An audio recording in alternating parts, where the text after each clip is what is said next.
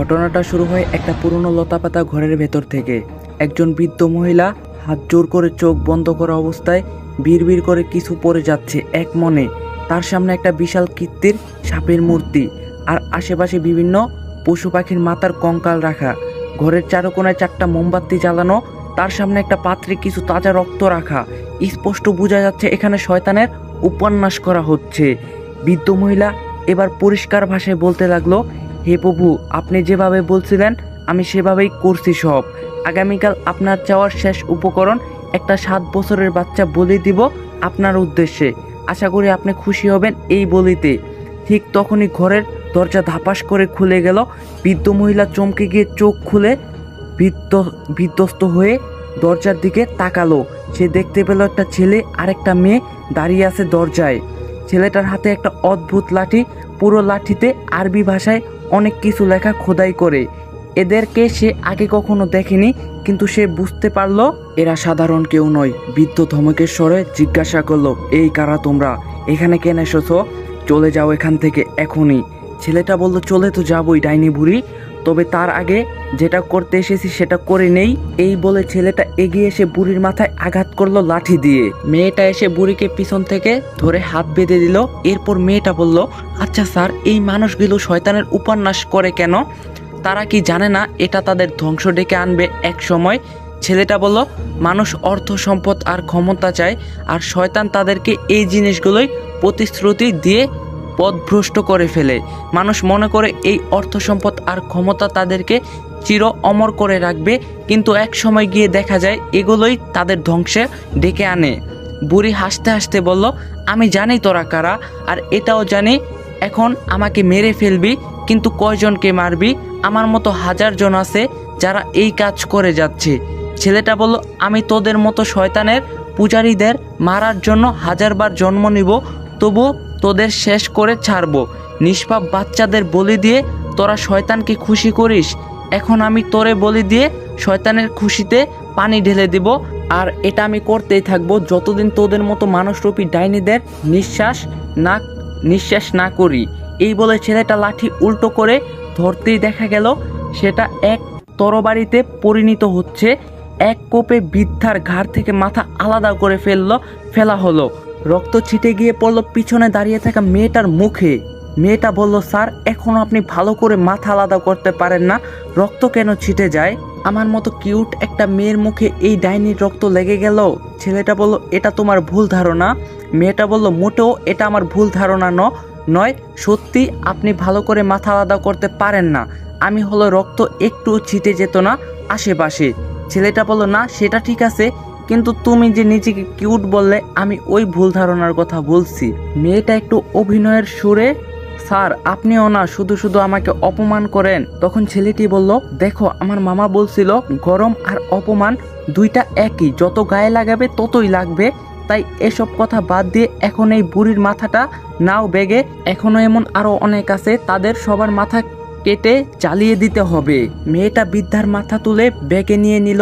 এরপর তারা দুজনেই সেখান থেকে বের হয়ে গেল। দেখা গেল ভিতর থেকে কালো এক ছায়া তাদের চলে যাওয়ার দিকে নজর রাখছে আর রাগে গজগজ করছে। এরপর এক ভয়ানক চিৎকার। 1 মাস পর হঠাৎ ফোনের রিংটনে আমার কাঁচা ঘুমটা ভেঙে গেল। দেখলাম আমার ফুফাতো ভাই সাব্বির ফোন করছে। বিরক্ত নিয়ে ঘুম ঘুম চোখে ফোন রিসিভ করলাম। বুঝতে পারলাম সাব্বির ফুপিয়ে ফুপিয়ে কান্না করছে। আমি নেশাখোরদের মতো কণ্ঠে জিজ্ঞাসা করলাম, কিরে ফইন্নি, তুই হাসতাছত নাকি কান্তাছত? কান্না করতাছত সেটা আগে বল। ও কান্নারও বাড়িয়ে দিল আর বলল, ভাই মে লুট গেয়া, বরবাদ হো গেয়া। জানোস ভাই, পৃথিবীতে মা বাবা ছাড়া আপন কেউ হয় না। তখন আমি হাসতে হাসতে বললাম, ব্রেকআপ কখন হয়েছে সেটা বল। ও কান্না থামিয়ে বলল, কাল রাত্রে রে ভাই, এরে আয়হন কিত্তাম। এই বলে আবার কান্না শুরু করলো। আমি ওরে ধমক দিয়ে বললাম, থাম ফইন্নি, আমার কাঁচা ঘুম ভাঙিয়ে ব্রেকআপ হওয়ার জন্য বেডি মাইন্সের মতো কান্না করতাছত? শরম করে না তোর? সাব্বির বলল, শরম করব কেন বাল? আমি কি লেন্টু হয়ে কান্না করতাছি নাকি? আর আমি ব্রেকআপ হওয়ার জন্য কান্না করতাছি না তো, কান্না করতাছি শেফালিকে যে গিফটগুলা দিয়েছিলাম সেগুলো কিভাবে ফেরত আনবো সেই ভেবে। পরের বার প্রেম করার সময় আবার নতুন করে ফেরত কেনার মতো বড়লোক আমি নই। প্লিজ ভাই, তুই একটু গিফটগুলো ফেরত ফেরত আনিয়ে দেওয়ার ব্যবস্থা কর, তুই যা খেতে যাবি আমি তাই খাওয়াবো। তখন আমি বললাম, ওরে শালা, তোর মতো কালপিট আমি আর একটাও দেখিনি, নিজেকে গর্ভবতী মনে হচ্ছে তোর মতো একটা ভাই পেয়ে। এখন কান্নাকাটি না করে ঘুমা, কাল দেখা হলে প্ল্যান করব কিভাবে গিফটগুলো ফেরত আনা যায়। এই বলে ফোন রেখে দিলাম। দেখলাম ঘড়িতে তখন রাত 2টা। একটু আগে ঘুমিয়েছিলাম কাজ শেষ করে, শালা আমার ঘুমের 12টা বাজিয়ে দিল। এবার ফোন সাইলেন্ট করে বালিশের নিচে রেখে আবারও ঘুমানোর জন্য চেষ্টা করলাম। এখন আমার পরিচয়টা দেওয়া যাক। আমার নাম রামিম, স্বনামধন্য এক বুক পাবলিশার্স এ চাকরিরত আছি। মাস শেষে যা বেতন পাই তাতে মোটামুটি ভালোভাবেই চলে যাচ্ছিল দিনগুলো। আপনজন বলতে সবাই আছে, কিন্তু আমি নেই তাদের মাঝে। মানে আমার কোনো এক ভুলবশত করা অপরাধের কারণে বাবা আমাকে বাসা থেকে বের করে দিয়েছে। আজ 7 বছর হলো। প্রথম দিকে অনেক কষ্ট হইতো, থাকার জায়গা নেই, খাওয়ার জন্য খাবার নেই। এমন দিন গিয়েছে সারাদিন শুধু পানি খেয়ে কাটিয়ে দিয়েছি। অনেক কষ্টে এই চাকরিটা ম্যানেজ হলো। তারপর আর তেমন কষ্ট হয়নি। এখন ফ্যামিলির কাউকে মিসও করি না। যোগাযোগ বলতে শুধু মায়ের সাথে কথা হয় মাঝে মাঝে। শুধুমাত্র জানিয়ে রাখি, মা, এখন আমি বেঁচে আছি। আর বন্ধুর মতো ফুফাতো ভাই সাব্বিরের সাথে। শুধুমাত্র সাব্বিরই জানে আমি কোথায় আছি, আর কেউ জানে না আমার বর্তমান ঠিকানা। চোখ লেগে এসেছে, আমি হারিয়ে যাচ্ছি ঘুমের রাজ্যে। ঠিক তখনই দরজায় ধুমধাম শব্দ, মনে হচ্ছে কেউ দরজা ভেঙে ফেলছে। আমি ধরপড় করে উঠে বসলাম। একটু ভয় হলো, কারণ এই কলোনিতে গত কয়েকদিন ধরে ডাকাতের উৎপাত খুব বেড়ে গিয়েছে। আমি চুপচাপ বসে আছি খাটের উপর। শব্দটা কিছুক্ষণ থেমে আবারও হলো। আমি দরজার কাছে গিয়ে জিজ্ঞাসা করলাম, কে এত রাতে? উপাস থেকে এক মহিলা কণ্ঠ বলল, আমি তোমার প্রতিবেশী বাবা, ওই সামনের বিল্ডিংয়েই থাকি। একটু দরজাটা খোলো বাবা, আমি খুব বিপদে আছি। আমি তাড়াতাড়ি দরজা খুলে দিলাম। আর ওনাকে তো আমি চিনি, শুধু আমি কেন, এই কলোনির প্রতিটা ছেলেই ওনাকে চিনে, কারণ তার একটা সুন্দরী মেয়ে আছে, নাম মিম। কলোনির সব ছেলে ওই মিমের জন্য পাগল, আমিও তাদের মাঝে একজন। গত মাসেই তারা এখানে এসেছে ভাড়া। শুনেছিলাম তার স্বামী তাদের খোঁজ খবর নেয় না। উনি ব্যাংকে চাকরি করে, অর্থনৈতিক অবস্থা অনেক ভালো। আমি একটু অবাক হয়ে জিজ্ঞাসা করলাম, আন্টি, এত রাতে আপনি কোনো সমস্যা হয়েছে নাকি? আন্টি হাঁপাতে বলল, বাবা, আমার সাথে একটু আমাদের বাসায় আসবে? মিম কেমন অদ্ভুত আচরণ করছে, আমি খুব ভয় পাচ্ছি। আরও কয়েকজনকে বললাম, কিন্তু এত রাতে কেউ আমাকে সাহায্য করার জন্য এগিয়ে আসেনি। প্লিজ আমাকে সাহায্য করো। আমি মনে মনে লাফ দিয়ে উঠলাম খুশিতে। এই তো সুযোগ আন্টিকে ইমপ্রেস করার। আমি বললাম, আরে আন্টি, আপনি কোনো চিন্তা করবেন না, আমি আছি তো, চলুন দেখি কি হয়েছে মিমের। আন্টি একটু সন্দেহের চোখে তাকিয়ে আমাকে জিজ্ঞাসা করলো, তুমি আমার মেয়ের নাম জানলা কিভাবে? আমি অপ্রস্ত হয়ে গেলাম। একটু বিপ্রস্ত হয়ে বললাম, সুন্দরী মেয়েদের নাম জানা আমাদের বখাটায় গত অধিকার আন্টি। আপনার মেয়ের নাম এই কলোনির প্রতিটা ছেলের কলিজায় লেখা আছে। আন্টি এবার হাসি দিয়ে বলল, তোমরা পারো বাবা। এই বলে আন্টি রওনা হলো তাদের বাসায়। আমিও তার পিছন যেতে লাগলাম। যেতে আমি জিজ্ঞাসা করলাম, আসলে সমস্যাটা কি হয়েছে আমাকে বললেন না তো? আন্টি বলল, প্রতিদিনের মতোই মিম পড়াশোনা শেষ করে রাতের খাবার খেয়ে নিজের রুমে গিয়ে শুয়ে পড়ছে। যাওয়ার আগে খেয়াল করলাম মিমের হাতে একটা নীল রঙের আংটি। আমি সেটা সম্পর্কে জিজ্ঞাসা করলে বলল, ওর বান্ধবী নাকি ওকে দিয়েছে সেটা। আমি ল্যাপটপে কিছু কাজ করছিলাম, ঠিক তখনই মিম চিৎকার করে উঠল। আমি দৌড়ে গেলাম সেদিকে। দরজা ভিতর থেকে লক করা থাকায় আমি ডাকতে লাগলাম মিমকে, কিন্তু মিমের কোনো সাড়া শব্দ নেই। তাই আমি ওর দরজা জোরে ধাক্কা দিতে লাগলাম। মিম, কি হয়েছে তোর? দরজা খোল, তুই কথা বল, কি হলো তোর? তখনই হঠাৎ করে মিমের রুম থেকে ফিস করে কথার শব্দ ভেসে আসতে লাগলো।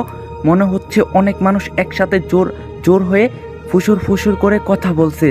আমি খুব ভয় পেয়ে গেলাম, আরো জোরে দরজা থাপড়াতে লাগলাম। এরপর হঠাৎ দরজা খুলে গেল। আমি তাড়াতাড়ি দরজা ধাক্কা দিয়ে মিমের রুমে ঢুকতেই শকড হয়ে গেলাম। খাটের উপর বসে চুলগুলো পুরো এলোমেলো ভাবে ছেড়ে দিয়ে আরবি ভাষায় কি যেন বলে যাচ্ছে। আমি ভয়ে এগোতেই কর্কশ কণ্ঠে মিম বলে উঠল, চলে যা এখান থেকে, আমাকে একা ছেড়ে দে। ওটা মিমের কণ্ঠ ছিল না বাবা। আমি ভয়ে দৌড়ে বাসা থেকে বের হয়ে যাই কারো কাছে সাহায্য চাওয়ার জন্য, কিন্তু কাউকে পাচ্ছিলাম না। আর যাদেরকে পাচ্ছিলাম তারা সাহায্য করতে রাজি হয়নি।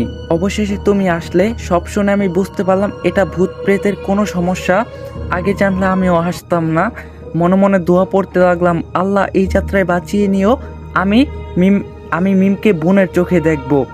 আন্টির সাথে ধীরে ধীরে তাদের বাসায় প্রবেশ করলাম। আন্টি খুব ভয় পাচ্ছে, সেটা তার চেহারা দেখে বোঝা যাচ্ছে। ভয় আমিও পাচ্ছি, কিন্তু সেটা আন্টিকে বুঝতে দেওয়া যাবে না, মান সম্মানের ব্যাপার। আমি বললাম, আন্টি আপনি এখানে দাঁড়ান, আমি দেখছি। এই বলে আমি আস্তে আস্তে মিমের রুমে প্রবেশ করলাম। কেমন যেন একটা ভাগসা গরম রুমের ভিতর। আমার হাঁটু কাঁপছে ভয়ে। দেখলাম মিম দেওয়ালের দিকে মুখ করে খাটের উপর বসে আছে, ওর মুখটা দেখা যাচ্ছিল না। আমি আস্তে করে ডাক দিলাম, মিম। কোনো সারা শব্দ পেলাম না। ওদিক থেকে হঠাৎ আমার চোখ গেল মিমের পড়ার টেবিল। কাঠের টেবিলের উপর আরবিতে বড় বড় অক্ষরে লেখা মিনহা।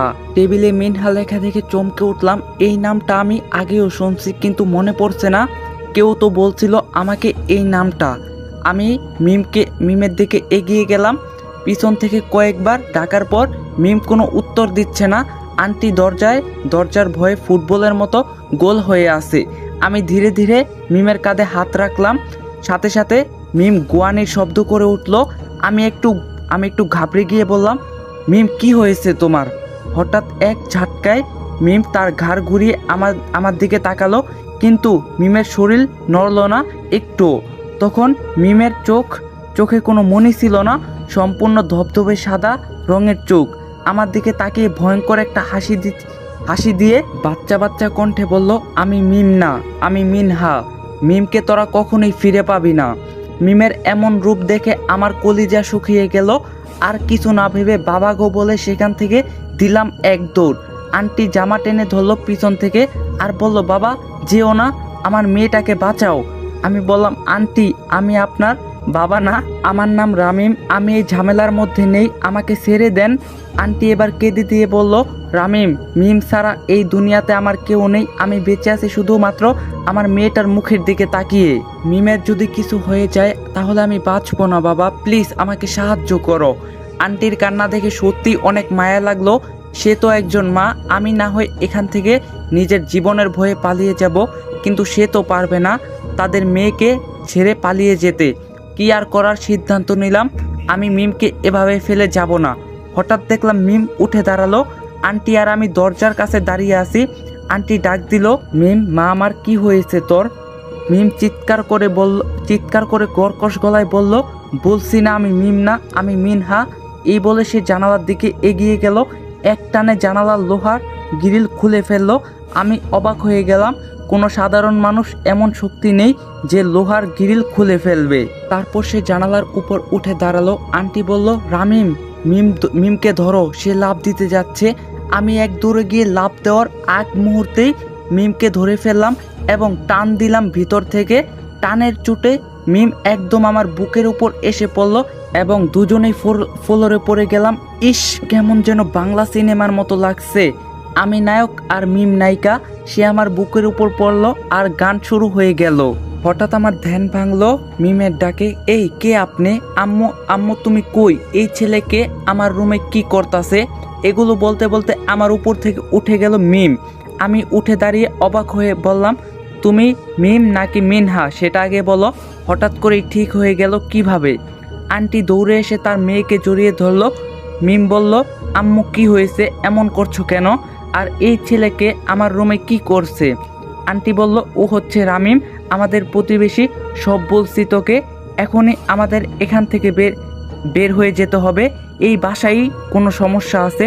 রামিম চলো তাড়াতাড়ি। আমরা সেখান থেকে দৌড়ে বের হলাম। মিম জিজ্ঞাসা করেই যাচ্ছে, কি সমস্যা, এই বাসায় কি হয়েছে আমাকে বলো। আমি বললাম, আরে রেডিও চুপ থাক একটু, আগে এখান থেকে বের হয়ে নেই। এক দৌড়ে কলোনির বাইরে এসে থামলাম। তিনজনেই হাঁপাচ্ছি, আমি হাঁটুতে ভর দিয়ে দম নিচ্ছি। তখন মিম বলল, এখন তো বলো কি হয়েছে, আমরা এভাবে ভাগলাম কেন বাসা থেকে? তখন আন্টি মিমকে সব কিছু খুলে বলল প্রথম থেকে। মিম সব শোনার পর নিচের দিকে মাথা দিয়ে একটু সামনে গিয়ে সম্পূর্ণ ভিন্ন এক কণ্ঠে বলল, তাহলে তো আমাদের সেখান থেকে ভেগে আসা ঠিক হয়নি, আমরা ভুল করছি। আন্টি আর আমি দুজনে শকড খেলাম। আন্টি কিছু বলতে যাবে তখনই আন্টির ফোন বেজে উঠল। আন্টি ফোনের দিকে তাকিয়ে চোখ বড় করে আমার দিকে ফোন ঘুরিয়ে ধরলো। আমি অবাক চোখে দেখলাম মিম ফোন করছে। মিম যদি ফোন করে তাহলে এটাকে যাকে আমাদের সাথে নিয়ে আসলাম। সামনে তাকাতে দেখি মিম সেখানে নেই।